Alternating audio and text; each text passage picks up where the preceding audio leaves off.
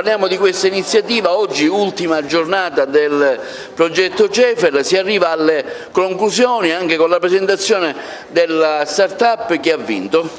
È una giornata importante perché vede finalmente presentare alla comunità accademica e anche diciamo, civica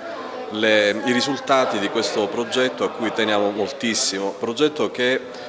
CEFEL, che è frutto di una serie di relazioni che il Polo Universitario di Agrigento nel tempo ha trattenuto con la Tunisia, con i ricercatori tunisini e con tutte le autorità locali significative per quanto riguarda i rapporti con l'archeologia pubblica. Credo che sia un momento in cui il Polo Universitario celebra effettivamente questi rapporti internazionali legati al Mediterraneo che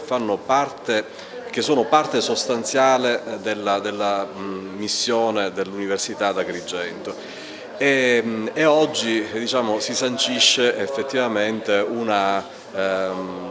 questo rapporto e assolutamente si presentano alla comunità dei progetti che fanno capire che alla fine la ricerca scientifica universitaria produce dei risultati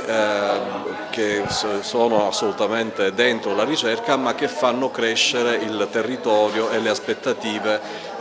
locali per quanto riguarda il patrimonio, i beni culturali e l'archeologia. Questa iniziativa rappresenta la cerimonia di conclusione delle attività didattiche del progetto per quanto riguarda tutte le attività che sono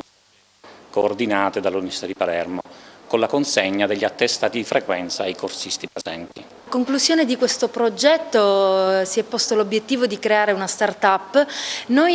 Io e il mio gruppo abbiamo deciso di incentrarla sull'archeologia pubblica, il concetto di archeologia pubblica come strumento per educazione e formazione. In particolare pensiamo di creare delle piattaforme digitali, un sito e un'app che vadano a sostegno della comunità e del visitatore autonomo per approfondire la scoperta del territorio.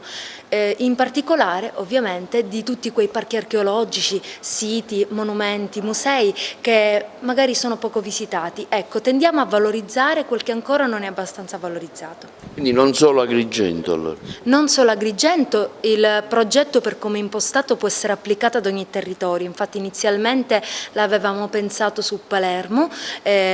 adesso su Agrigento in virtù della collaborazione con il progetto CEFEL,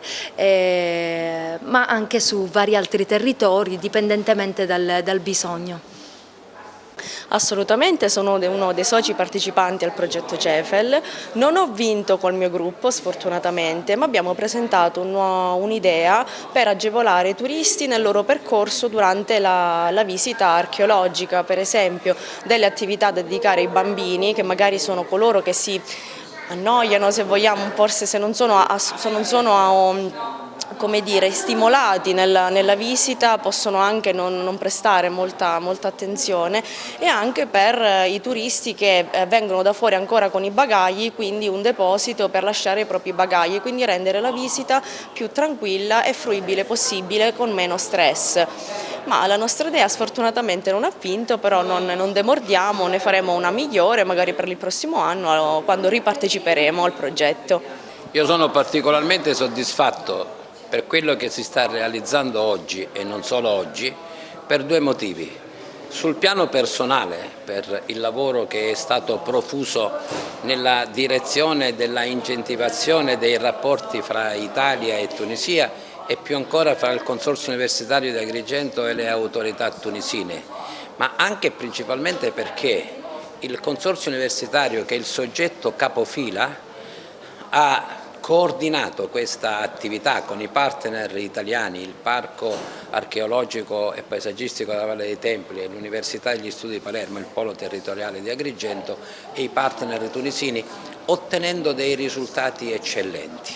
sia sul piano del rafforzamento dei rapporti, sia sul piano del risultato che noi volevamo ottenere, cioè quello di colmare un gap particolarmente pesante che si riscontra nella gestione dell'archeologia pubblica e di tutto quello che è collegato,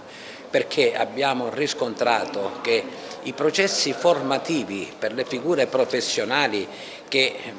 stanno all'interno degli enti gestori delle risorse archeologiche, delle imprese e anche dei centri di formazione non hanno quella competenza specifica, anche perché non esistono dei corsi specifici.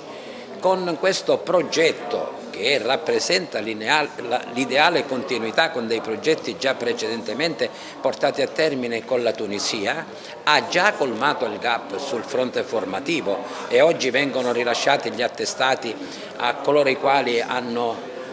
sacrificato buona parte del loro tempo per acquisire queste conoscenze e quindi poterle sfruttare anche sul fronte occupazionale, ma ci sono anche altri risultati estremamente importanti, come la costituzione di una start-up costituita da giovani